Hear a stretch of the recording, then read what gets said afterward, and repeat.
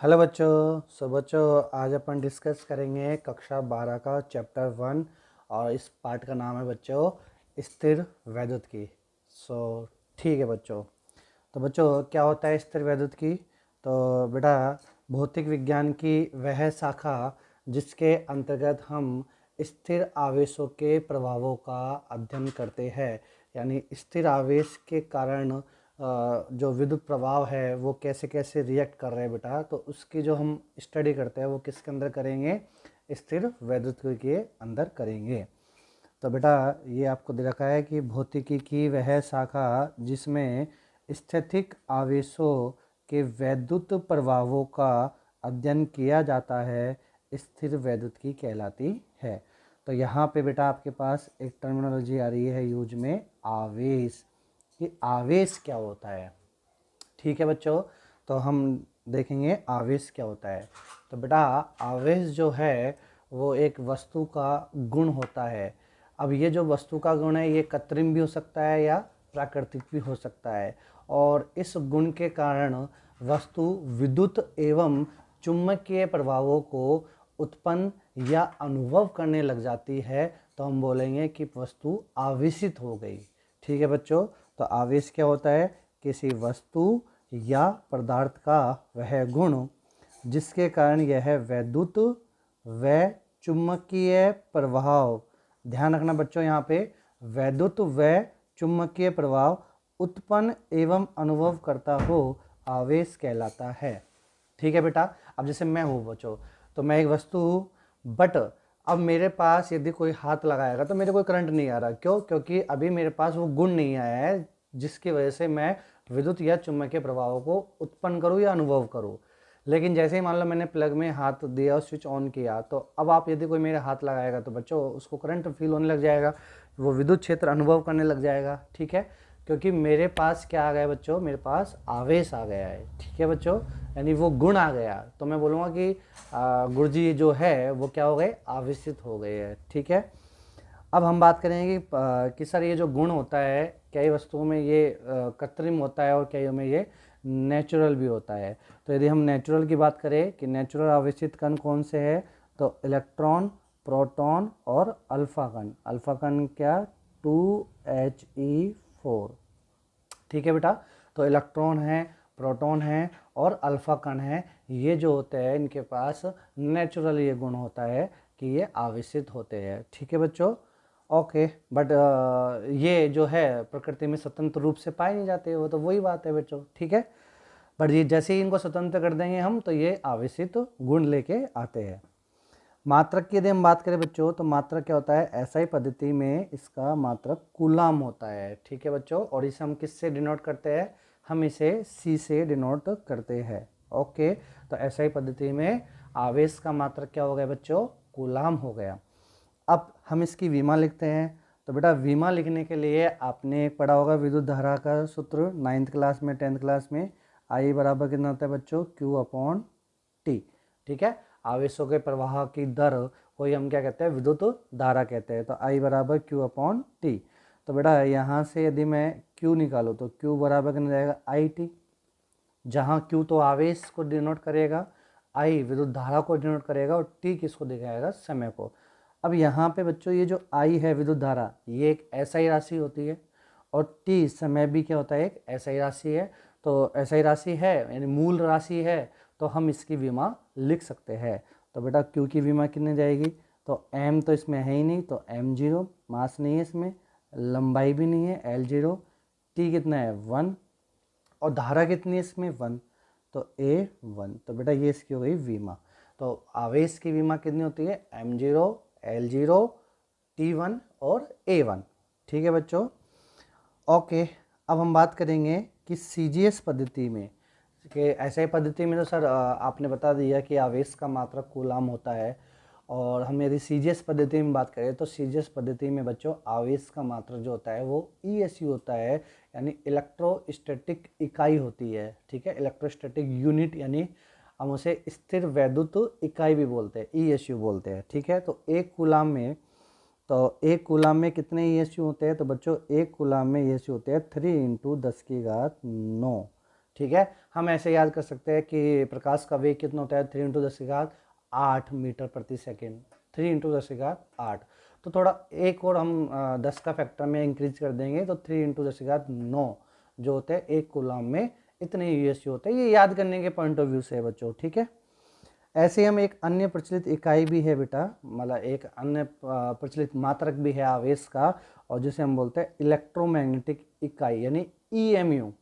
तो बच्चों एक ईएमयू में कितने ईएसयू होते हैं, तो एक ईएमयू में होते हैं 3 × 10⁻10 ईएसयू, 3 × 10⁻10 ईएसयू।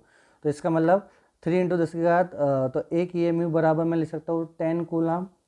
तो अब आप देखो यहाँ से 10 कूलाम बराबर 3 × 10⁻10 ईएसयू। तो एक कूलाम में कितने जाएंगे, 3 × 10⁻9 ईएसयू, ठीक है। यानी हमने बोला बच्चों एक कूलाम बराबर कितना होता है, ईएसयू में बात करेंगे 3 × 10⁻9 ईएसयू, ठीक है। या हम इसे बोलते हैं स्टेट कूलाम भी बोलते हैं बच्चों, इसे स्टेट कूलाम। और अन्य प्रचलित यूनिट में यदि हम अन्य प्रचलित इकाई में यदि हम बात करें तो एक है ईएमयू। तो 1 ईएमयू बराबर होता है 3 × 10⁻10 ईएसयू के, ठीक है। अच्छा, यदि मैं इसको ऐसे लिखूं कि 3 × 10⁹ × 10 ईएसयू, ऐसे भी लिख सकता हूँ मैं। अब 3 × 10⁹ ईएसयू बराबर कितना होता है बेटा, 1 कूलाम के। तो ये तो हो जाएगा 1 कूलाम और इनटू कितना जाएगा 10, तो ये कितना जाएगा 10 कूलाम। तो एक ईएमयू में कितने कूलाम होते हैं बच्चों, 10 कूलाम होते हैं, ठीक है। तो अभी तक हमने आवेश की बात करी। आवेश जो होता है वस्तु का एक वह गुण होता है जिसके कारण वस्तु विद्युत एवं चुंबकीय प्रभावों को उत्पन्न या अनुभव करने लग जाए तो वो वस्तु कैसे हो जाती है, आवेशित हो जाती है। आवेश का हमने मात्रा की बात करी, आवेश का ऐसा ही मात्रा क्या होता है बच्चों, कूलाम होता है, और इसे हम सी से प्रदर्शित करते हैं। जब हमने अन्य सीजीएस में बात करी कि आवेश का सीजीएस पद्धति में मात्रक जो होता है वो ईएसयू होता है, और एक कूलाम में कितने ईएसयू होते हैं, तो प्रकाश के वेग से हमने ऐसे इसको याद करने की ट्रिक सीखी, 3 × 10⁹ एक 8 नहीं होता, 9 होता है ईएसयू, ठीक है। हमने इसकी विमा की बात करी तो विमा कितनी होती है, m0, l0, t1 और a1, ये इसकी क्या हो जाती है बच्चों, विमा हो जाती है, ठीक है। अब बात करेंगे बच्चों कि सर जो आवेश है, आपने बता दिया कि आवेश जो होता है वस्तु के पास एक गुण होता है, और ये कृत्रिम भी हो सकता है और ये प्राकृतिक भी हो सकता है। तो कृत्रिम कैसे लेके आए हम किसी वस्तु को यदि हमें आवेशित करना है, यानी किसी वस्तु के पास यदि हमें वो गुण लेके आना है कि वो विद्युत एवं चुंबकीय प्रभावों को उत्पन्न करने लग जाए, तो फिर हमें क्या करना पड़ेगा, तो इसके लिए हमें कुछ प्रोसेस, कुछ प्रक्रिया करनी पड़ेगी। तो अब हम नेक्स्ट टॉपिक पढ़ते हैं, किसी वस्तु को आवेशित करने की विधियाँ। तो बेसिकली बच्चों आपके एनसीईआरटी में 3 ही विधि है, बट यदि हमें और थोड़ा इसको कंप्रेसाइज करके मतलब थोड़ा इसको फैला के पढ़ना पड़े तो बच्चों इसमें कितने होता है, इसके विधियाँ 6 होती है। हालांकि जो आप पहले चैप्टर में घर्षण, चालन और प्रेरण, ये तो पहले ही चैप्टर में पढ़ लोगे आप, बट जब हम बात करें ऊष्मीय उत्सर्जन, प्रकाश विद्युत प्रभाव और क्षेत्र उत्सर्जन, ये आप आगे chapter number 8, chapter number 9, chapter number 10 में ये चीज़ें आप डिस्कस कर लोगे एनसीईआरटी में बच्चों, ठीक है। तो किसी वस्तु को आवेशित करने की विधियाँ कितनी होती है बच्चों, 6 विधियाँ होती है, ठीक है। पहली हम विधि की बात करें तो पहली विधि है घर्षण, दूसरी जो विधि है बच्चों, दूसरी विधि है प्रेरण, और तीसरी विधि जो है वो है चालन, चौथी जो विधि है बच्चों वो है ऊष्मीय उत्सर्जन, पांचवी है प्रकाश विद्युत प्रभाव, और छठी है क्षेत्र उत्सर्जन। अब 1 बाई 1 हम इनको डिस्कस करेंगे कि क्या होती है घर्षण विधि, कैसे हम इससे हम घर्षण विधि के द्वारा हम क्या कर सकते हैं, किसी वस्तु को आवेशित कर सकते हैं, ठीक है। तो हम पहले बात करेंगे घर्षण द्वारा आवेशन। तो बच्चों घर्षण द्वारा आवेशन पढ़ने से पहले हमें एक थोड़े हिस्ट्री में जाना पड़ेगा, इतिहास के पन्नों को खगालते हैं हम, और इतिहास के पन्नों में हम बेटा ये आपको जो मैप दिख रहा है, इस मैप में ये एक अलेक्जेंडर का एम्पायर है, जो अलेक्जेंडर है सिकंदर महान, और इस सिकंदर महान के हम यहाँ पे बात करें तो ये है हमारे पास अरेबिया, और बेटा ये जो है ये है रेड सी, तो इस रेड सी के यहाँ पे लाल सागर के यहाँ पर बच्चों एक स्थान है जिसे हम बोलते हैं मिलेटस, ठीक है। और इस मिलेटस में वैज्ञानिक थे जिसका नाम था थेल्स, उस वैज्ञानिक का नाम था थेल्स। और ये हम बात कर रहे हैं 620 ईसा पूर्व की बात, मतलब एलेक्जेंडर साम्राज्य से भी पहले की हम बात कर रहे हैं ना, इससे भी पहले की बात कर रहे हैं। बट मैप तो हमें वही मिला तो मैंने वही इसको लगा दिया एलेक्जेंडर का, ठीक है बच्चों।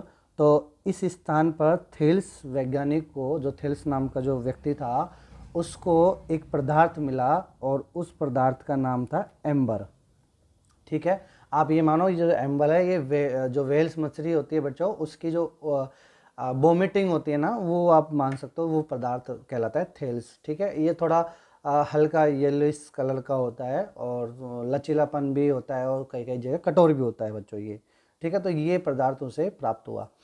अब इस पदार्थ को बच्चों जब उसने रेशम के कपड़े से इसको रब करने के बाद उसने देखा कि अब ये जो पदार्थ है एम्बर, ये इस पदार्थ के रगड़ने के बाद इस पदार्थ में कुछ वस्तुओं को आकर्षित करने का गुण आ जाता है। कुछ वस्तु ऐसे जो छोटे मोटे जो कागज़ के टुकड़े वगैरह है या रस्सी के छोटे छोटे धागे जो होते हैं उनको ये आकर्षित कर लेता है, ठीक है। और ये जो एम्बर है बच्चों, इस एम्बर पदार्थ को मैं यहाँ लिख देता हूँ बच्चों, ये जो एम्बर पदार्थ है ग्रीस में इस एम्बर पदार्थ को इलेक्ट्रिक बोलते हैं बच्चों, ठीक है। इसे क्या बोलते हैं हम, इलेक्ट्रिक, एम्बर को ग्रीस में इलेक्ट्रिक बोलते हैं बच्चों। और ये मैंने लगा रखा है इलेक्ट्रम। तो एम्बर ग्रीस, ये आपको फोटो दिख रही होगी बच्चों, ये एम्बर ग्रीस है, ठीक है, येलोइस। और ग्रीक में इसका नाम क्या होता है, इलेक्ट्रम होता है बच्चों। और इलेक्ट्रम, तो इलेक्ट्रम में जब आकर्षण का गुण आ जाता है रगड़ने के बाद, तो इसे हम बोलते हैं इलेक्ट्रिसिटी। तो इस प्रकार हमारे पास इलेक्ट्रिसिटी उत्पन्न हुई। ये 620 ईसा पूर्व की बात हो रही है बच्चों, बहुत पहले की बात है। फिर उसके बाद यही धारणा बनी आई। बट जब 1600 वर्ष के पश्चात ये जो थ्योरी है, इसके 1600 वर्ष के पश्चात इंग्लैंड के एक वैज्ञानिक हुए विलियम गिलबर्ट। तो बच्चों ये जो विलियम गिलबर्ट हैं, इसने अपने प्रयोगों के आधार पर सिद्ध किया, क्या सिद्ध किया, कि जब किसी उदासीन वस्तु को किसी दूसरी उदासीन वस्तु के साथ रगड़ा जाता है, तो बेटा अब हम बात कर रहे हैं कि जो 620 ईसा पूर्व उसके 1600 साल बाद, ठीक है, जो इंग्लैंड के एक वैज्ञानिक थे गिलबर्ट, और उस गिलबर्ट ने ये अपने प्रयोगों के आधार पर सिद्ध किया कि जब किसी उदासीन वस्तु को, उदासीन वस्तु, ठीक है, मतलब वह वस्तु जिसके पास कोई आवेश नहीं हो, उदासीन हो, बिल्कुल कोई भी ऐसा गुण नहीं है उसके पास कि वो विद्युत या चुंबकीय क्षेत्र को उत्पन्न करे या अनुभव करे, ऐसा कोई भी इसके पास ऐसा गुण नहीं है ना, वो वस्तु को हम क्या बोलते हैं, उदासीन वस्तु। तो जब किसी उदासीन वस्तु को किसी दूसरी उदासीन वस्तु के साथ रगड़ा जाता है, तो कुछ इलेक्ट्रॉन एक वस्तु से दूसरी वस्तु की ओर चले जाते हैं। तो एक वस्तु से इलेक्ट्रॉन टूट के किसी दूसरी वस्तु पे इलेक्ट्रॉन चले जाते हैं। जो वस्तु इलेक्ट्रॉन ग्रहण करती है वह ऋणावेशित हो जाती है, जबकि दूसरी वस्तु क्या हो जाती है, धनावेशित हो जाती है। यानी जहाँ से इलेक्ट्रॉन टूट के गए हैं, जहाँ से गए इलेक्ट्रॉन टूट के वो धनावेशित हो जाएगी, और जिसके पास गए हैं वो ऋणावेशित हो जाएगी यदि दो उदासीन वस्तुओं को रगड़ा जाता है। बट इसमें कंडीशन होती है कि जो दो उदासीन वस्तु हैं उनमें से एक वस्तु, एटलीस्ट एक वस्तु कुचालक होना चाहिए। अब ये कुचालक, अर्धचालक और चालक क्या होता है, तो ये भी हम आगे पढ़ेंगे स्लाइड के साथ, ठीक है बच्चों। अब यहाँ पे आपके पास एक टर्मिनोलॉजी यूज में आ रही है कि सर धनावेशित और ऋणावेशित क्या होता है। ये धनावेशित ऋणावेशित का कॉन्सेप्ट बच्चों गिलबर्ट ने नहीं दिया, ये कॉन्सेप्ट बेंजामिन फ्रैंकलिन ने बताया था। तो वस्तुओं को धनावेशित व ऋणावेशित नामकरण बेंजामिन फ्रैंकलिन द्वारा किया गया है। तो आइए अब हम इसको समझते हैं कि घर्षण द्वारा, ठीक है बच्चों। तो ये गिलबर्ट ने बोला है कि जब एक उदासीन वस्तु को किसी दूसरी उदासीन वस्तु के साथ रगड़ा जाता है, तो एक वस्तु से इलेक्ट्रॉन टूट के दूसरी वस्तु पे चले जाते हैं। जिस वस्तु पे इलेक्ट्रॉन गए हैं वो ऋणावेशित हो जाती है, और जिस पे इलेक्ट्रॉन की कमी हो गई है वो धनावेशित हो जाती है, यानी जिससे टूट के गए हैं, ठीक है बच्चों। और ये धनावेशित और ऋणावेशित का कॉन्सेप्ट जो है वो बेंजामिन फ्रैंकलिन ने दिया था। अब हम बात कर लेते हैं बच्चों, तो ये हमारे पास है एक कांच की छड़, और ये है बच्चों हमारे पास एक रेशम का कपड़ा, ठीक है, ये है हमारे पास रेशम का कपड़ा। ओके बच्चों, और ये है हमारे पास कांच की छड़, कांच की छड़। अब बच्चों यहाँ पे हमें देखना है कि जब वस्तु उदासीन होती है तो उदासीन का मतलब ये होता है बच्चों कि उस वस्तु के पास जितने इलेक्ट्रॉन हैं उतने ही क्या होते हैं, उसके पास प्रोटॉन होते हैं। ठीक है, तो प्रोटॉन जो है वो प्लस यानी धनावेशित होता है, इलेक्ट्रॉन जो होता है ऋणावेशित होता है। ओवरऑल मिला के हम ये बोलेंगे कि वो उदासीन हो गई, यानी वो नेगलेक्ट हो गई उनके कारण। ठीक है, जितने ही प्लस है जितने ही माइनस है वो सब कैंसिल आउट होके जीरो दिखाता है, यानी न्यूट्रल को प्रदर्शित करते हैं। ठीक है बच्चों, अब हम क्या करेंगे कि यदि इनमें से हमने एक भी इलेक्ट्रॉन या एक भी प्रोटॉन निकाल लिया है तो फिर वो क्या हो जाएगा, उसमें डेफिशिएंसी हो जाएगी, यानी कमी हो जाएगी। यदि इलेक्ट्रॉन निकाले तो इलेक्ट्रॉन की कमी हो जाएगी, यानी ऋणावेश कम हो जाएगा और धनावेश बढ़ जाएगा। ठीक है, जितने इलेक्ट्रॉन हम निकालेंगे। आगे बात समझ बच्चों।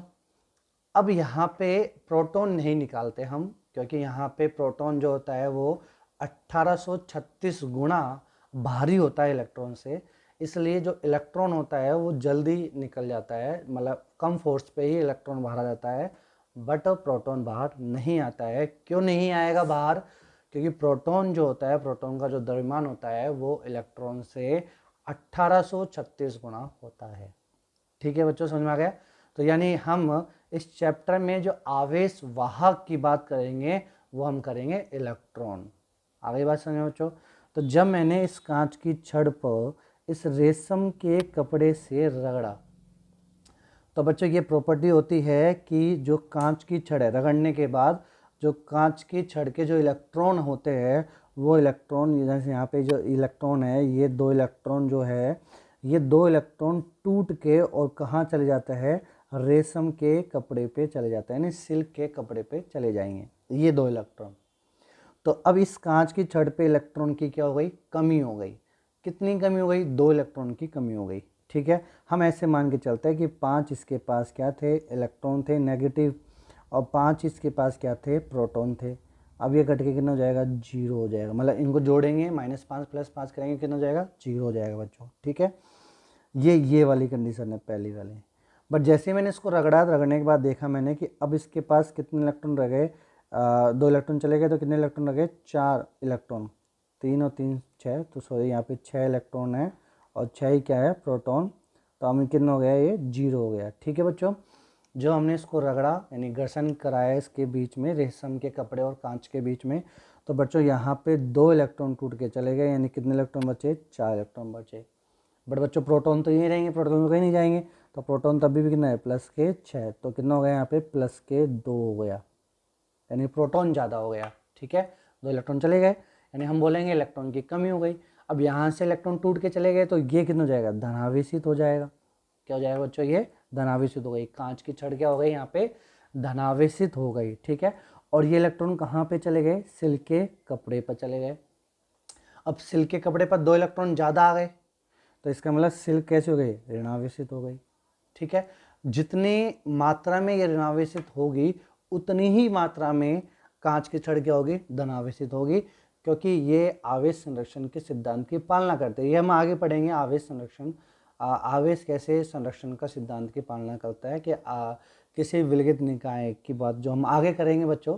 यानी यहाँ पे जब मैंने कांच की छड़ ली, ये कांच की छड़ है, और मान लो मैंने एक कपड़ा लिया रेशम का, और इन दोनों को जब मैंने इसे रगड़ा, यहाँ पे रविंग की, तो बच्चों जितना आवेश कांच की छड़ पे आएगा उतना ही आवेश सिल्क के कपड़े पे आएगा। बट ये दोनों जो है, इन दोनों को जब हम जोड़ेंगे तो वो 0 हो जाएगा, यानी रगड़ने से पहले आवेश 0 था, क्योंकि ये भी उदासीन है ये भी उदासीन है, तो 0 हो गया।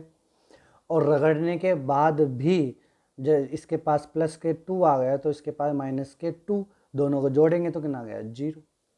ठीक है, इसे ही हम क्या बोलते हैं, आवेश संरक्षण हो गया। यानी किसी एक विलगित निकाय, यानी जब मान लो इलेक्ट्रॉन कहीं दूसरी जगह नहीं जाए, यदि मान लो ये हमने कांच की छड़ ली और ये हमने रेशम का कपड़ा लिया मान लो। ठीक है बच्चों, अब कांच की छड़, अब आप कहोगे सर रेशम का कपड़ा तो हमें दिख ही नहीं रहा।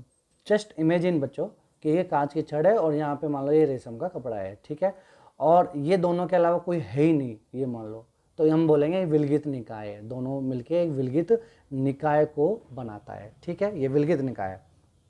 अब हम क्या करेंगे बच्चों कि रगड़ने से पहले इनके पास आवेश का योग Bg है, कितना है 0। तो रगड़ने के बाद भी 0 होगा तो हम बोलेंगे आवेश क्या है, संरक्षित है।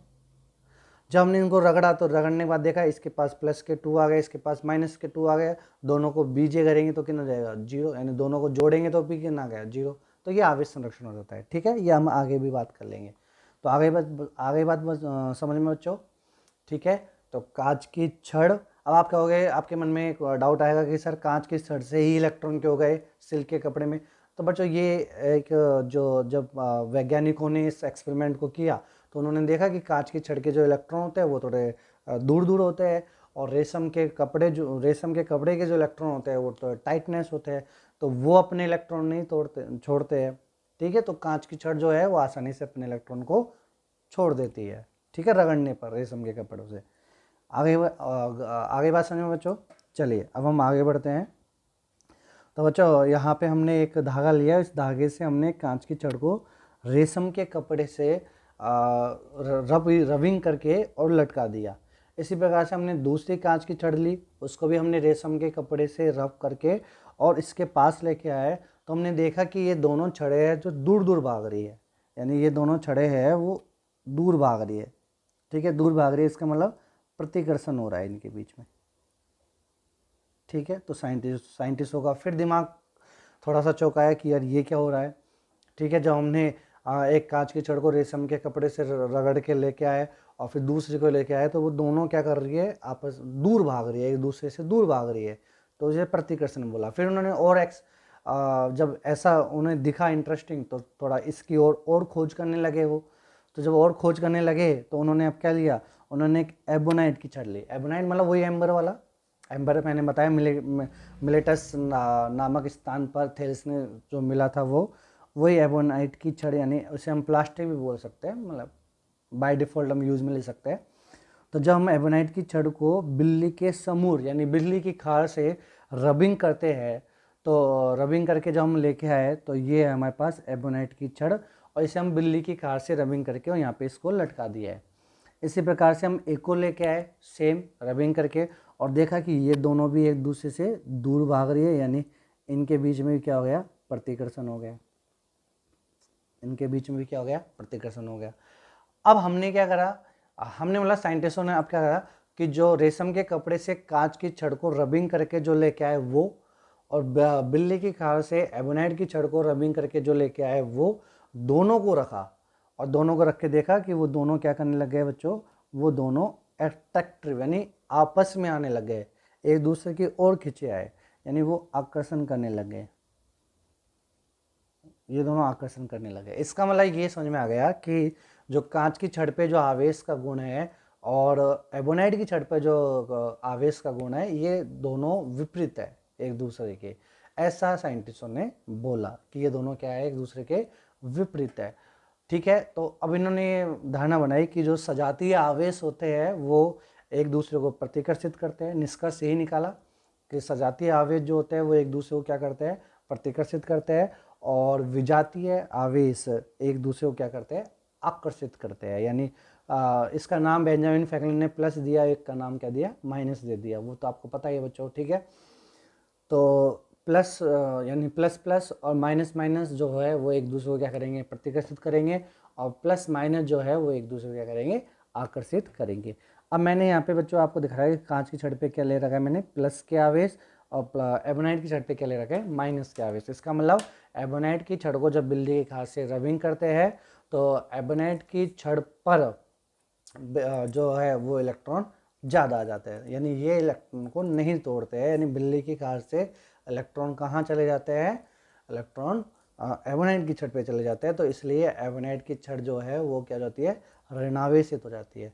तो आगे बात समझो बच्चों, तो हम ओवरऑल कंक्लूजन ये निकालेंगे कि यदि वस्तु में इलेक्ट्रॉन की अधिकता है तो वो वस्तु ऋणावेशित हो जाएगी, और यदि वस्तु में इलेक्ट्रॉन की क्या है, कमी है, तो वो वस्तु क्या हो जाएगी, धनावेशित हो जाएगी। ठीक है बच्चों, और ये हम आई थिंक आप बच्चों को सभी को समझ में आ गया होगा कि हमारे पास पहली विधि थी कि घर्षण के द्वारा हम किसी वस्तु को कैसे आवेशित कर सकते हैं, कैसे उसके पास विद्युत एवं चुंबकीय प्रभाव आ सकते हैं। तो पहले हम आवेश की ही बात कर रहे हैं बच्चों, ठीक है, कि जब हम एक उदासीन वस्तु को किसी दूसरी उदासीन वस्तु के साथ रगड़ेंगे तो एक उदासीन वस्तु से इलेक्ट्रॉन टूट के दूसरी उदासीन वस्तु में चले जाएंगे, और जिसमें वो चले गए वो हो जाएगी क्या, ऋणावेशित, और जिससे गए हैं वो क्या हो जाएगी, धनावेशित हो जाएगी। ठीक है बच्चों, और यहाँ हमने दो एग्जाम्पल लिए, एक कांच की छड़ को रेशम के कपड़े के साथ रगड़ा और एबोनाइट की छड़ को बिल्ली के समूर यानी बिल्ली की खाल के साथ रगड़ा। ठीक है, कांच की छड़ पे जो इलेक्ट्रॉन है वो टूट के रेशम के कपड़े में चले जाएंगे, तो कांच की छड़ प्लस हो जाएगी और रेशम के कपड़े जो होंगे वो माइनस आवेशित हो जाएगी, ऋण आवेशित हो जाएगी। ठीक है बच्चों, ये याद रखना है आपको। ओके ओके बच्चों, ये आपको याद रखना है। ठीक है, इसी प्रकार से एबोनाइट की छड़ को जब हम बिल्ली के समूह से रगड़ते हैं तो बिल्ली के समूह से इलेक्ट्रॉन कहाँ चले जाएंगे, एबोनाइट की छड़ पर चले जाएंगे, तो एबोनाइट की छड़ जो है वो ऋणावेशित हो जाएगी और बिल्ली की जो खाल है वो क्या हो जाएगी बच्चों, धन आवेशित हो जाएगी। ठीक है, चलिए अब हम बात करेंगे दूसरी विधि। दूसरी विधि कौन सी है, चालन दोबारा। तो बच्चों चालन दोबारा जब हम बात करेंगे कि चालन दोबारा कैसे हम किसी वस्तु को आवेशित करते हैं, कैसे उसके पास वो गुण लेके आए, तो उससे पहले हम बात करेंगे कि पदार्थ कितने प्रकार के होते हैं प्रकृति में इलेक्ट्रिसिटी के अकॉर्डिंग। तो प्रकृति में 3 प्रकार के पदार्थ होते हैं बच्चों। पहला जो है वो है चालक। चालक, ओहो चालक, चालक को हम इंग्लिश में कंडक्टर बोलते हैं। कंडक्टर, वही वाला कंडक्टर नहीं कि हेलो चलो चलो बस चलो, वो कंडक्टर नहीं बच्चों, है ना। चालक वे पदार्थ है जिनमें बाह्य इलेक्ट्रॉन बहुतायत में पाए जाते हैं, मतलब बाह्य इलेक्ट्रॉन जो है वो बहुत ढीले बंधे होते हैं, इसलिए वो गति के लिए क्या होते हैं, मुक्त होते हैं। ठीक है, और इन पदार्थों में अधिक संख्या में क्या होते हैं, मुक्त इलेक्ट्रॉन पाए जाते हैं। कहने का मतलब ये है बच्चों कि यदि हमारे पास जहाँ पे हमने पदार्थ को निकाला, जिस टेम्परेचर पे पदार्थ को हमने खनन किया, माइनिंग की, तो जिस पदार्थ को हमने निकाला, जिस टेम्परेचर पे निकाला, उसी टेम्परेचर पे यदि उसके मुक्त इलेक्ट्रॉन हमें मिल रहे हैं, यानी उन पदार्थों में जो इलेक्ट्रॉन है वो फ्री टू मूव है, मतलब मूव करने के लिए रेडी है, वो उन्हें हल्का सा फोर्स दो तो वो मूव कर जाएंगे। तो ऐसे पदार्थों को हम बोलते हैं चालक पदार्थ, जैसे कि कॉपर, Ag यानी सिल्वर, और Fe यानी लोहा, और एल्यूमिनियम, ठीक है, Al। तो ये सारे जो पदार्थ होते हैं बच्चों, ये सब क्या होते हैं, चालक होते हैं। और सोना जो होता है, गोल्ड, वो भी क्या होता है बच्चों, चालक होता है। यानी सोना को हम जिस टेम्परेचर पे माइनिंग करके निकालते हैं, जहाँ पे पाया जाता है सोना, तो वहाँ पे हमेशा उसके इलेक्ट्रॉन जो होते हैं वो मुक्त अवस्था में पाए जाते हैं। मुक्त का मतलब ये नहीं कि बाहर लटक रहे, ले लो निकाल लो ऐसे नहीं होते बच्चों, है ना। मुक्त का मतलब ये होता है कि यदि हम हल्का सा भी उनमें फोर्स लगाए, इनविजिबल फोर्स, यानी ऐसा हम फोर्स लगाए या ऐसा हम अरेंजमेंट करें कि वो जो इलेक्ट्रॉन होता है वो इजी टू गोइंग हो जाते हैं, मूव करने के लिए आसानी से हो जाएंगे। ठीक है, मूव करने के लिए। बट कुचालक की बात करें तो कुचालक वे पदार्थ है जिनमें बाह्य इलेक्ट्रॉन बहुत मजबूती से बंधे होते हैं। ठीक है, यानी ये आसानी से मूव नहीं करते हैं, इसलिए वे गति नहीं कर सकते। वे पदार्थ जिनमें मुक्त इलेक्ट्रॉन नहीं होते हैं उन्हें हम क्या बोलते हैं, कुचालक। इसलिए जो हमारे रबड़ होती है, यानी जो चप्पल होती है बच्चों, स्लीपर जो होता है, इसे जब तो हम कहते हैं कभी भी इलेक्ट्रिसिटी का काम करते हैं तो स्लीपर पहन के काम किया करो, क्योंकि जो स्लीपर होता है वो कुचालक होता है। यदि हमारी बॉडी, मान लो इलेक्ट्रॉन यदि हमारी बॉडी से थ्रू होते हुए ग्राउंड में चले जाएगा, तो ग्राउंड में जाने के बाद उसे पूरा पथ मिल जाएगा एक। ये कैसे ही हम चैप्टर नंबर 3 में डिस्कस करेंगे इस चीज़ को कि इलेक्ट्रॉन के फ्लो होने के लिए एक पथ की रिक्वायरमेंट होती है। यदि एक पथ पूरा सर्कुलेट हो जाएगा तो फिर हमें करंट लगेगा। बट जैसे हमने स्लीपर पहन रखी है तो स्लीपर जो होता है वो एक कुचालक पदार्थ होता है, तो वहाँ से इलेक्ट्रॉन पास आउट नहीं होते हैं, क्योंकि वहाँ के इलेक्ट्रॉन जो है वो बंधे होते हैं, तो किसी भी इलेक्ट्रॉन को इजी टू गोइंग वो मूव होने नहीं देते हैं। ठीक है, तो एक डिस्कनेक्ट हो जाता है अर्थ से और हमारे बीच में एक मीडियम बन जाता है वो डिस्कनेक्टर का। ठीक है बच्चों, इसी प्रकार से आपने देखा होगा कि जब हम कुकर वगैरह में, तो वो एक आपने काला से एक इंसुलेटर पदार्थ देखा होगा, तो वो इंसुलेटर पदार्थ क्या करता है, जो कुकर से जो हीट आ रही है वो हीट हमारी बॉडी पे आने नहीं देता है। यानी कुकर की बॉडी और हमारी बॉडी के बीच में एक मीडिएटर का काम कर, एक मतलब इंसुलेटर का काम करेगा, एक कुचालक का काम करेगा, जो हीट को ट्रांसफर नहीं होने देता है। ठीक है, तो ये कुचालक पदार्थ है ये। आगे बात समझ बच्चों। और तो कुचालक पदार्थ में हम उदाहरण देखें तो प्लास्टिक, रबर और लकड़ी, ये क्या है, कुचालक पदार्थ होते हैं। इसे पैरावैद्युत भी बोलते हैं हम, ठीक है। फिर हम बात करें तीसरा पदार्थ होता है प्रकृति में जो पाया जाता है, वो है अर्धचालक। अर्धचालक, जैसे ही अर्धचालक की खोज हुई बच्चों, उसके बाद एक क्रांति सी आ गई थी ऑटोमेटिक डिवाइसेस की, ठीक है। जैसे हमारे फैन के रेगुलेटर होते हैं, ये सेमीकंडक्टर होते हैं, यानी और जब हम चाहे कि टीवी ऑन हो जाए, जब हम चाहे टीवी ऑफ हो जाए, ठीक है। तो यानी यदि हम चाहे कि इतनी एनर्जी पे ये चालक बन जाए, यानी जो पदार्थ है वो कंडक्टर की तरह काम करे, उसमें इलेक्ट्रॉन इजी टू गोइंग हो जाए मूव करने के लिए, और हम चाहे कि इसमें अब ये पदार्थ जो है वो कुचालक बन जाए, यानी इसमें इसमें से इलेक्ट्रॉन इजी टू मूव नहीं करे, इसमें से इलेक्ट्रॉन मूव बंद हो जाए, डिस्कनेक्ट हो जाए, इलेक्ट्रॉन मूव करना बंद कर दे, तो वो कुचालक बन जाए। यानी एक ऐसा पदार्थ जब हम चाहे वो चालक बन जाए, जब हम चाहे वो कुचालक बन जाए, एक सफिशिएंट एनर्जी, ऐसे नहीं, ठीक है। तो उसे हम क्या बोलेंगे, अर्धचालक। और ये हम लास्ट चैप्टर में पढ़ेंगे फिजिक्स के, ठीक है। तो अब यहाँ पे डिस्कस करने का मेन तो हमारा चालक का था। चालक पदार्थ, यदि आप समझ गए कि वे पदार्थ जिसमें इलेक्ट्रॉन मुक्त अवस्था में पाए जाते हैं और थोड़े से फोर्स के लिए वो आराम से गति करने लग जाए, थोड़ी बहुत चिन्ह से चिन्ह से मात्रा है ना, थोड़ी सी एनर्जी। आपने देखा होगा बच्चों, ये एनर्जी मिलेगी कहाँ से, जो अपने पास जो टेम्परेचर होता है, टेम्परेचर भी एक एनर्जी प्रोवाइड कराता है, काइनेटिक एनर्जी एक प्रोवाइड कराता है। अपन ने 3/2 RT ये हमने गतिज ऊर्जा पढ़ी थी बच्चों, ठीक है, कक्षा 11th में। तो जब भी टेम्परेचर मिलता है तो टेम्परेचर की वजह से भी हमें कुछ एनर्जी मिलती है बच्चों, ठीक है। तो वो एनर्जी भी सफिशिएंट होती है चालक पदार्थ के मुक्त इलेक्ट्रॉनों को मूव कराने के लिए। आगे बात समझ बच्चों, चलिए। तो हम अब बात कर रहे हैं चालन के द्वारा कैसे हम किसी वस्तु को आवेशित करते हैं। तो इस प्रक्रिया में बच्चों हम क्या कर रहे हैं, इस प्रक्रिया में हम एक आवेशित चालक ए, तो कोई एक चालक है, एक चालक गोला ए है, और वो कैसा है, आवेशित है। हमने इसको घर्षण के द्वारा या जो भी 6 विधि है अभी इनमें, इसमें से किसी भी एक विधि के द्वारा, हालांकि प्रेरण तो चालन तो पढ़ ही रहे, तो चालन के अलावा जो 5 विधि बची है, उन 5 विधि की सहायता से हम एक गोले को आवेशित करके और एक दूसरा जो गोला है चालक उदासीन, उसके साथ जोड़ते हैं बच्चों, ठीक है। तो हम एक आवेशित चालक ए, आवेशित चालक है ये मान लेते हैं, 5 विधि में किसी विधि के द्वारा हमने उसको आवेशित कर लिया, तथा एक उदासीन चालक बी हम लेते हैं। जब दोनों को जोड़ा जाता है तो कुछ आवेश आवेशित चालक से उदासीन चालक में प्रवाह हो जाते हैं, ठीक है। इसको हम जोड़ेंगे तो बच्चों ये यहाँ पे हमारे पास क्या है, आवेशित वस्तु, और ये हमारे पास क्या है, अनावेशित वस्तु। अनावेशित वस्तु का मतलब है ये उदासीन है। उदासीन का मतलब बच्चों इसमें जितने इलेक्ट्रॉन हैं उतने ही क्या है, प्रोटॉन है, ठीक है। तो ये क्या है, उदासीन हो गई, ठीक है, अनावेशित हो गई। और ये जो वस्तु ए है बच्चों, ये वस्तु ए क्या है, आवेशित है, ठीक है।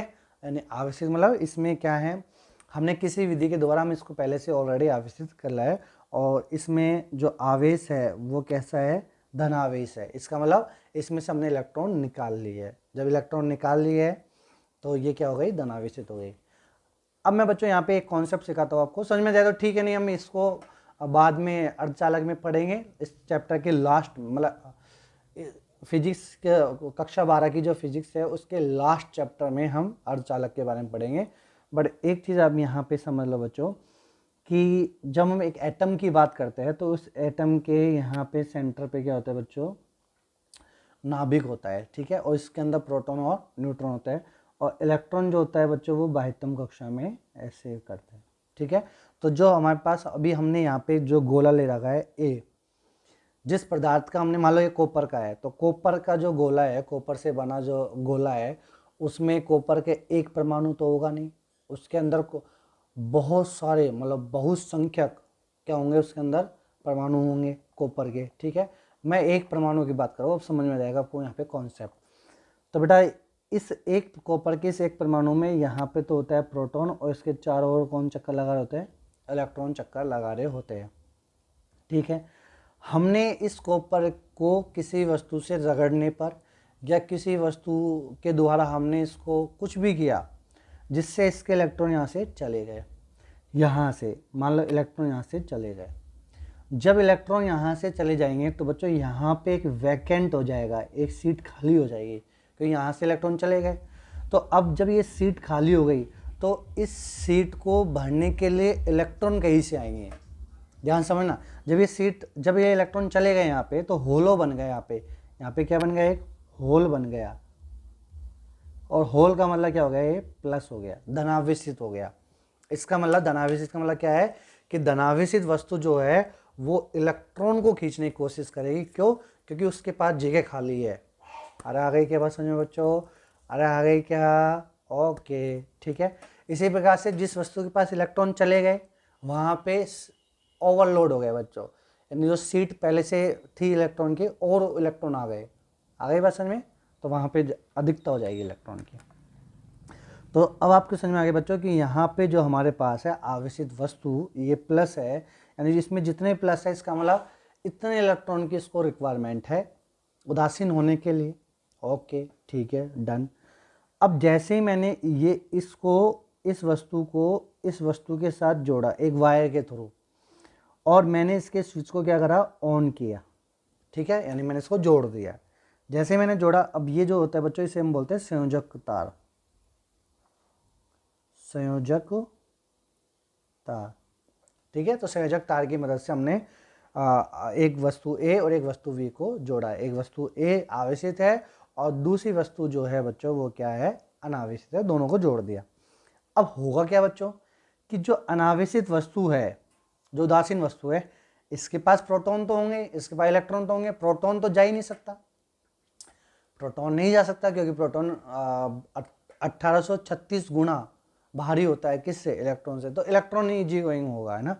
तो अब क्या होगा बच्चों, ये चालक है ना, तो अब क्या होगा, यहाँ पे जितने यहाँ पे प्लस है, सुनना ध्यान से अच्छे से, कि जितने यहाँ पे प्लस है और जितने यहाँ पे माइनस है, यानी जितने प्रोटॉन है और जितने इलेक्ट्रॉन है, अब यहाँ से जो इलेक्ट्रॉन होंगे वो इलेक्ट्रॉन इस वायर के थ्रू होते हुए इसमें से अनावेशित वस्तु में जो इलेक्ट्रॉन होंगे वो इलेक्ट्रॉन यहाँ से संयोजक तार से होते हुए और कहाँ जाएंगे, आवेशित वस्तु में आ जाएंगे।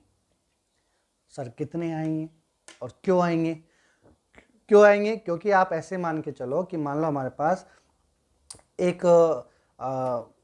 मान लो एक टंकी है पानी की और एक दूसरी टंकी है हमारे पास, एक में पानी भरा हुआ है, एक में पानी खाली है, ठीक है बच्चों। और हमने इन दोनों टंकियों को एक पाइप के थ्रू हमने जोड़ दिया है, ठीक, और हमने बीच में उसमें एक क्या लगा दिया, वॉल्व लगा दिया। अब जैसे मैं वॉल्व को खोलूँगा बच्चों तो भरे हुए पानी की टंकी से जो पानी है वो कहाँ जाएगा, खाली वाली टंकी में जाएगा। आगे बात समझ में बच्चों? क्यों जाएगा? क्योंकि उसके पास एनर्जी ज़्यादा है, इसके पास एनर्जी कम है, तो हायर एनर्जी से लोअर एनर्जी में, यानी हायर पोटेंशियल एनर्जी से लोअर पोटेंशियल एनर्जी में पानी का फ्लो होगा। अब सर यहाँ तो हमें समझ में आ रहा है, तो यहाँ पे क्यों नहीं आ रहा समझ में? तो यहाँ बच्चों मैंने बता दिया कि ये कौन सी वस्तु है, धनावेशित वस्तु है, इसका मतलब यहाँ पे इलेक्ट्रॉन की कमी है। अब इस इलेक्ट्रॉन की कमी को फिल करने के लिए कोई ना कोई तो इलेक्ट्रॉन लेगा, बट कहाँ से लेगा, हवा से थोड़ी लेगा इलेक्ट्रॉन, हवा तो कुछ चालक होती है। मैंने इसके बगल में एक चालक गोला रख दिया जो कि उदासीन है, उदासीन तो है बट इसके पास प्रोटॉन है, इलेक्ट्रॉन है, और दोनों को जोड़ने पे क्या है, उदासीन है वो, ठीक है। और मैंने एक तार से जोड़ दिया, जैसे मैंने एक तार से जोड़ा तो इसके पास इलेक्ट्रॉन जो है अब वो चलेंगे किधर, उसको फिल करने के लिए, क्योंकि वहाँ पे प्लस आवेश है, यानी वहाँ पे सीट खाली है, तो ये इलेक्ट्रॉन वहाँ पे जाएंगे। अब आप देखना बच्चों, जैसे वो अपने स्थान से उदासीन वाली वस्तु से, अनावेशित वाली वस्तु से इलेक्ट्रॉन दौड़ के उधर जाएंगे, तो अपनी वाली सीट खाली कर दी तो वहाँ पे क्या बनते जाएंगे, प्लस। तो जितने इलेक्ट्रॉन अनावेशित वस्तु से धन आवेशित वस्तु में जाएंगे, जितने इलेक्ट्रॉन जाएंगे उतनी ही सीट यहाँ पे खाली होती जाएगी और यहाँ पे बढ़ती जाएगी। और ये कब तक होगा कार्यक्रम, जब तक कि दोनों की सीट बराबर ना हो जाए खाली। जैसे मान लो यहाँ पे हम बात करें, यदि मैं यहाँ पे काउंट करूँ आवेशित वस्तु को, जब हमने कनेक्ट नहीं किया है तब मैं बात करूँ, यहाँ पे मैंने दिखाया 1 2 3 4 5 6 7 8 9 10 11, तो कितने आवेश हैं यहाँ पे, मतलब कितने प्लस है, 11 प्लस है, इसका मतलब 11 सीट खाली है। ठीक है, 11 पे इलेक्ट्रॉन बैठ सकते हैं। अब उदासीन वस्तु से कितने इलेक्ट्रॉन जा सकते हैं, 11 जा सकते हैं। ओके, अब 11 पहले एक गया, तो अब इसके पास एक प्लस बन जाएगा, बिल्कुल एक चला गया, उसके पास एक सीट बढ़ गई, एक सीट इसने खाली छोड़ दी। अब उसके पास कितनी सीट खाली है, 10, और इसके पास कितनी खाली है, एक खाली हो गई। ओके, बिल्कुल सर समझ में आया, बिल्कुल खाली का कॉन्सेप्ट है ये, तो इसमें क्या है। ओके, फिर ऐसे दूसरी जाएगा, उसमें से कितना हो गया, अब 9, उसकी 9 सीट खाली हो गई, इसके 2। अब ऐसे करते करते करते अब ये जो है 5, 5.5 तो होगा नहीं बच्चों, इसमें एक प्लस वो ले लेते हैं हम एक्स्ट्रा, 11 की जगह 12 कर लो आप, तो 6 6। जब तक दोनों की सीट बराबर खाली ना हो जाए, या बराबर बढ़ नहीं जाए, या बराबर खाली ना हो जाए, प्लस के केस में खाली और माइनस के केस में भरना, तब तक इसमें इलेक्ट्रॉन का आदान प्रदान होता रहेगा। यानी उदासीन वस्तु से इलेक्ट्रॉन कहाँ जाते रहेंगे, आवेशित वस्तु में जाते रहेंगे। ठीक है, कॉन्सेप्ट ये होता है। ओके बच्चों, समझ में आ गया। लाइट इलेक्ट्रिसिटी ऐसे ही फ्लो करती है। ओके ओके, ठीक है बच्चों, तो ये संयोजक तार से।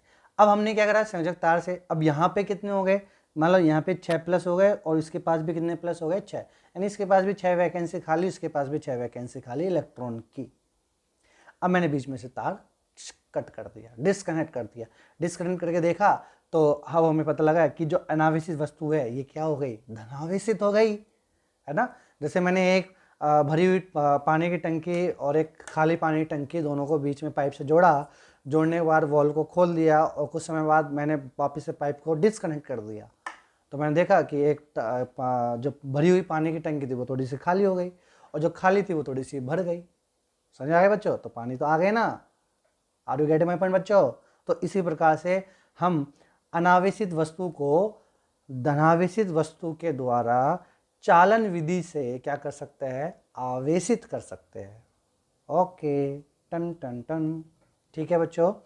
अब बात करेंगे हम प्रेरण के द्वारा आवेशन, कि प्रेरण के द्वारा आवेशन कैसे होता है।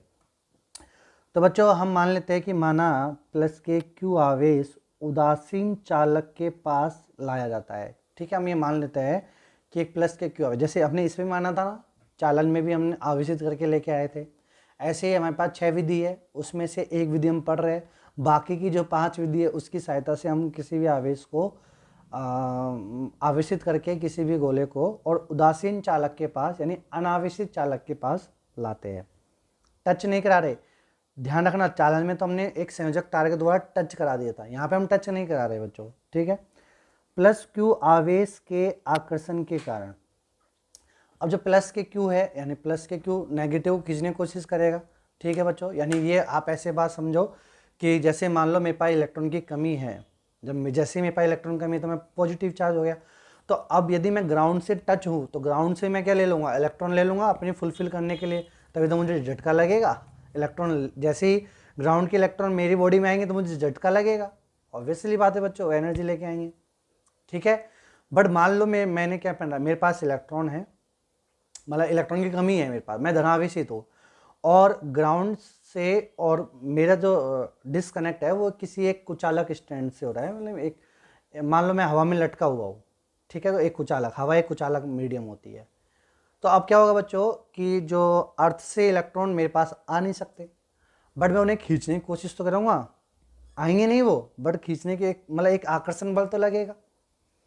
तो ऐसे ही बच्चों जब प्लस क्यू आवेश के आकर्षण के कारण कई इलेक्ट्रॉन निकटवर्ती सतह पर आ जाते हैं। ठीक है, निकटवर्ती सतह पर, तो हमें इसको डायग्राम के माध्यम से समझ लेंगे। तो देखो बच्चों, यहाँ पे हमारे पास एक क्या है, आवेश है प्लस के क्यू, और हमने इसे एक अनावेशित चालक गोले के पास रखा, इसके पास लेके आ रहे हैं। जब मैं इसके पास लेके आ रहा हूँ तो बच्चों इसके पास जितने इलेक्ट्रॉन हैं और जितने इसके पास प्रोटॉन है बराबर है, बट प्रोटॉन तो जाएंगे नहीं। अब इलेक्ट्रॉन प्रोटॉन आपस में बात कर रहे हैं कि प्लस वाला आ रहा है, मुझे जाना चाहिए वहाँ, प्रोटॉन बोलेगा मैं तो नहीं जाऊँगा, मैं तो बल्कि धकेलूँगा उसको, है ना, क्योंकि वो मेरी सीट खाली करके जाएगा। इससे अच्छा तो वो इलेक्ट्रॉन बोलेगा कि भाई देख ऐसा है, तू तो भारी है, मैं हल्का हूँ, तो मैं ही चल जाता हूँ। जैसे ही इलेक्ट्रॉन आएंगे तो जहाँ से जिस परमाणु से छोड़ के आ रहे हैं तो वो परमाणु क्या रहेगा, प्लस, पॉजिटिव हो जाएगा ना। तो ये इलेक्ट्रॉन छोड़ के और किधर आ जाएंगे, प्लस के क्यू की तरफ, यानी यहाँ आने लगे इधर, ओहो ये आ रहे, और जहाँ से ये छोड़ के गए वहाँ क्या जाएंगे, plus. Are you getting my point बच्चों, प्लस हो गए। अब ये जो इलेक्ट्रॉन है बच्चों, ये इलेक्ट्रॉन और कोशिश करेंगे, बट यहाँ पे हवा है, कोई टचिंग माध्यम तो है नहीं। यदि मान लो यहाँ पे एक हम संयोजक तार जोड़ देते तो फिर ये इलेक्ट्रॉन आ जाते, बट ये तो हवा है, तो हवा आने देगी नहीं इनको, हवा कुछ अलग है, ठीक है। तो ये ऐसे संयोजन हो गया। अरे आ गए ना बच्चे समझ में। तो यहाँ पे जैसे मैं एक आवेशित वस्तु लेके आया किसी अनावेशित वस्तु के पास, टच नहीं करा रहा, तो अब ये अनावेशित वस्तु में जो इलेक्ट्रॉन है वो पॉजिटिव की तरफ आ जाएंगे, यानी पॉजिटिव उसको आकर्षित करेगा, ठीक है। और जहाँ जिस परमाणु से छोड़ के गए वो परमाणु क्या जाएगा, प्लस के, और वो दूर भागेगा, क्योंकि सजातीय आवेश एक दूसरे को प्रतिकर्षित करते हैं और विजातीय एक दूसरे को आकर्षित करेंगे, तो ये दूर भाग जाएंगे प्लस। तो दूसरी तरफ इलेक्ट्रॉन की कमी के कारण पॉजिटिव आवेश उत्पन्न हो जाता है, तो आवेश उत्पन्न हो गए, इलेक्ट्रॉन की कमी हो गई, क्योंकि यहाँ से इलेक्ट्रॉन छोड़ के जा रहे हैं। यह प्रवाह जब तक चलता है जब तक चालक के मुक्त इलेक्ट्रॉन पर परिणामी बल शून्य न हो जाए। तो ये कार्यक्रम कब तक चलेगा, जब तक कि जो मुक्त इलेक्ट्रॉन जो जा रहे हैं उन पे परिणामी बल क्या ना हो जाए बच्चों, शून्य ना हो जाए। यानी इस कहने का मतलब ये है कि जैसे इलेक्ट्रॉन यहाँ पे आने लगे, जैसे मान लो ये हमारे पास चालक गोला है, इस चालक गोले पे इलेक्ट्रॉन, मान लो ये छड़ है, ये छड़ कैसी है, आवेशित है, और ये हमारे पास चालक गोला है। जैसे मैं इसके पास लेके आया तो अब क्या चलेंगे, यहाँ से इसके अंदर इलेक्ट्रॉन होंगे, मुक्त इलेक्ट्रॉन, क्योंकि चालक है, मुक्त इलेक्ट्रॉन है। अब ये जो मुक्त इलेक्ट्रॉन है ये किधर की मूव करेंगे, इसकी तरफ आने की कोशिश करेंगे। ओके, एक आया, दो आया, तीन आया, चार आया, कब तक आएंगे इलेक्ट्रॉन इसके पास, जब तक कि इसके द्वारा इस इलेक्ट्रॉन पर लगाया गया बल और यहाँ पे जहाँ से छोड़ के गए हैं उस नाभिक के द्वारा, यानी उन पॉजिटिव के द्वारा इस इलेक्ट्रॉन पे लगाया गया बल, दोनों का परिणामी क्या ना हो जाए, जीरो ना हो जाए, तब तक ये चलते रहेंगे। ऑब्वियसली बात है बच्चों, तब तक चलेंगे, और परिणामी बल जीरो होता ही तो ये क्या हो जाएगा, रुक जाएंगे वहाँ पे, ठीक है, ये प्रक्रिया स्टॉप हो जाएगी। अब सर परिणामी बल कैसे क्या लगेंगे, तो ये हम विद्युत कूलाम बल पढ़ेंगे, इसके अगले जो हम लेक्चर सेकंड पढ़ेंगे तो उसमें हम ये डिस्कस कर लेंगे, ठीक है बच्चों।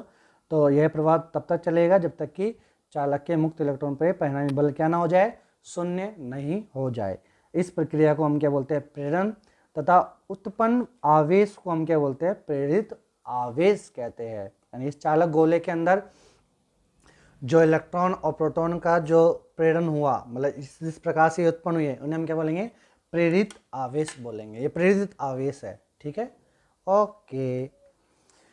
अब एक वस्तु को निम्न दो तरीके से प्रेरण द्वारा हम क्या कर सकते हैं, आवेशित कर सकते हैं। हम यहाँ पे दो मेथड की डिस्कस करेंगे। Method number first, method first क्या कहता है कि एक उदासीन विलगित चालक गोला लेंगे, यानी एक ऐसा गोला जिसमें इलेक्ट्रॉन प्रोटॉन बराबर है, तो ओवरऑल आवेश कितना है इस पे, जीरो है, उदासीन है, जितने इलेक्ट्रॉन उतने प्रोटॉन, और कैंसिल आउट जीरो, उदासीन ले लिया, पहली स्टेप।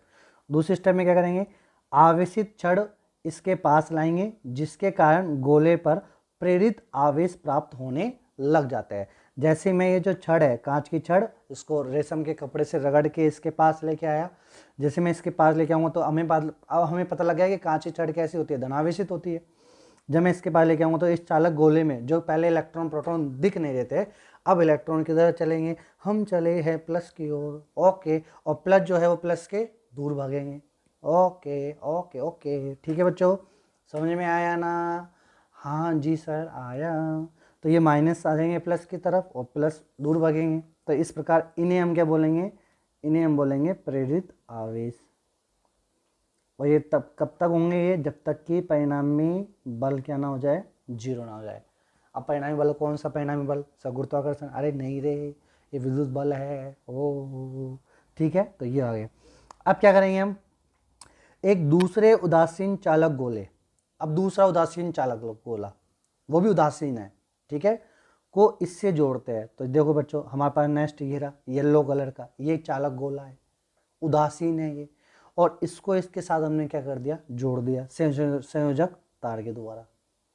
अब आप मुझे बताओ बच्चों कि यहाँ पे ये जो छड़ है, कांच की छड़ है, ये प्लस है, तो यहाँ के इसके पास के जो इलेक्ट्रॉन होंगे मुक्त इलेक्ट्रॉन, इन मुक्त इलेक्ट्रॉनों को ये खींचेगा, तो इलेक्ट्रॉन यहाँ से इधर आएंगे क्योंकि ये प्लस के है ना। अब जब इलेक्ट्रॉन यहाँ पे आ रहे हैं तो जितने इलेक्ट्रॉन यहाँ से छोड़ के जा रहे हैं उतने क्या बन जाएंगे, प्लस। तो मान लो यहाँ पे 1 2 3 4 5 6 प्लस बने, इसका मतलब 6 इलेक्ट्रॉन छोड़ के यहाँ से चले गए, और ये 6 इलेक्ट्रॉन इस तार से थ्रू होते हुए और यहाँ पे आ गए। जब ये 6 इलेक्ट्रॉन यहाँ पे आएंगे तो ये जो प्लस वाले है तो 6 ही प्लस को भरेंगे, तो इसको भर दिया, ये 0 हो गया, ख़त्म, ये ख़त्म, ये ख़त्म, ये ख़त्म, 4 5 और 6 ख़त्म। तो यानी ये इलेक्ट्रॉन यहाँ से चल के यहाँ आ गए और इनको ख़त्म कर दिया। अब आप बताओ इस गोले के पास केवल क्या बचा, माइनस के 6 इलेक्ट्रॉन बचे ना, माइनस के 6 इलेक्ट्रॉन, ठीक है। और यहाँ पे कितना बचे, प्लस के 6। Are you getting my point बच्चों? तो यहाँ पे प्लस के 6 और यहाँ पे माइनस के 6, दोनों यदि विलगित निकाय है पूरा, इनके अलावा हम किसी और की बात कर ही नहीं रहे। तो जोड़ने से पहले भी उदासीन थे यानी 0 था, और जोड़ने जब जैसे हमने इसमें प्रक्रिया के द्वारा आवेशन लाए और आवेशन लाने के बाद जब उनको जोड़ा, -6 + 6 को जोड़ दिया तो 0 हो गए, उदासीन हो गए। इस प्रकार हम कह सकते हैं कि आवेश का क्या होता है, संरक्षण होता है। ठीक है बच्चों, यानी आवेश को ना तो हम नष्ट कर सकते हैं ना ही इसे उत्पन्न कर सकते हैं, बल्कि इसे एक रूप से दूसरे रूप में रूपांतरित करते हैं। तो ये सिस्टम हो रहा है बच्चों, ये ऊर्जा वाला। ठीक है बच्चों, तो यहाँ पे अब हमने क्या कर दिया, ऐसे होने के बाद हमने क्या कर दिया, कांच की छड़ को हटा दिया, चले तेरा काम हो गया, और हमने बीच में से काट दिया। तो अब ये क्या हो गया, ये वाला जो गोला है ये ऋणावेशित हो गया माइनस के 6 से, और ये धनावेशित हो गया प्लस के 6 से। ओके ओके, टन टन टन टन। तो ये हमारे पास पहला मेथड है, प्रेरण के द्वारा हम कैसे किसी वस्तु को आवेशित कर सकते हैं। इसी प्रकार दूसरा मेथड ले लेते हैं। दूसरा मेथड में भी हम क्या करेंगे, एक उदासीन विलगित चालक गोला ले लिया हमने, वही सेम प्रोसेस, एक आवेशित छड़ को इसके पास लाएंगे जिसके कारण गोले पर क्या हो जाएगा, प्रेरित आवेश प्राप्त होने लग जाएंगे। ये प्रेरित आवेश प्राप्त होने लगे, माइनस इधर प्लस इधर, हम चले हैं। ओके, अब क्या करेंगे हम इसमें दूसरा उदासीन गोला, यानी अब पहले वाले मेथड में हमने चालन विधि की सहायता ली, अब दूसरे वाले मेथड में हम चालन विधि नहीं लेंगे। इस वाले मेथड में हम क्या करेंगे कि अब हमने इस वाले गोले को जो कि प्रेरित आवेश उत्पन्न हो चुका है, इसको हमने जोड़ दिया एक संयोजक तार के द्वारा, अर्थिंग से, अर्थ से जोड़ दिया, पृथ्वी से जोड़ दिया। पृथ्वी वो समंदर है या वो महासागर है जिसमें कितना ही पानी आप ले लो, कितना ही डाल दो, उसको कोई फर्क नहीं पड़ता है। पृथ्वी वो भंडार है इलेक्ट्रॉनों का, इसमें चाहे आप कितने इलेक्ट्रॉन ले लो, चाहे कितने दे दो, इसको कोई फर्क नहीं पड़ेगा। ठीक है, ओके ओके, टन टन। तो जैसे मैंने इसको जोड़ दिया, अब क्या होगा कि जो कांच की छड़ है ये प्लस है, तो ये क्या करेगी, ये डायरेक्ट तो नहीं बट इनडायरेक्ट इसमें इन्फ्लुएंस है ना, तो ये यहाँ से इलेक्ट्रॉन को खींचेगी, अर्थ से इलेक्ट्रॉन को खींचेगी।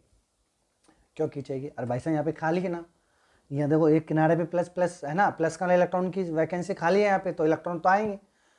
और सर ऐसे कैसे आ जाएंगे, तो कांच की छड़ है ना लाने के लिए। अरे भैया मुझे समोसे, मतलब मान लो मुझे मोमोज खाने हैं, अब इच्छा है खाने, तो ऐसे कैसे खा लेंगे, बट मान लो कोई ला के रख देगा तो खाना पड़ेगा ना। तो ये जो कांच की छड़ है ये इलेक्ट्रॉन को ला रही है, क्यों, क्योंकि यहाँ पे रिक्वायरमेंट है प्लस प्लस। तो कितने इलेक्ट्रॉन आएंगे, जितने यहाँ पे वैकेंसी खाली है तो कितनी है, 1 2 3 4 5 6, तो यहाँ से 6 इलेक्ट्रॉन आ जाएंगे, और 6 इलेक्ट्रॉन आके इस प्लस को उदासीन कर दिया, उदासीन कर दिया, उदासीन कर दिया, उदासीन कर दिया, उदासीन कर दिया। अब ये इलेक्ट्रिसिटी में पार्टिसिपेट नहीं लेंगे, ये वाले परमाणु, चालक गोले के जो ये वाले परमाणु है ये इलेक्ट्रिसिटी में पार्टिसिपेट नहीं करेंगे। ओके, अब ये इलेक्ट्रॉन ये हो जाएगा। अब कितने बच गए इसमें, 6 इलेक्ट्रॉन बच गए, टन टन, तो 6 इलेक्ट्रॉन बच गए ना।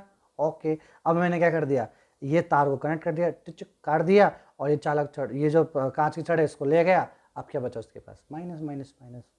ठीक है, तो अब तार को काट देंगे तथा छड़ को हटा देंगे, तो गोले पर कुल क्या बचेगा, ऋणात्मक। ओके बच्चों, समझ में आ गया, तो ये नहीं।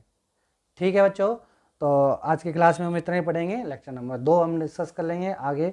Okay, have a good day. अच्छे से पढ़ना है बच्चों, और इसका नोट्स बना लेना आप, इसलिए मैं पहले से स्क्रिप्ट करके लेके आता हूँ बच्चों, ताकि आपको टाइम बचे। Bye bye.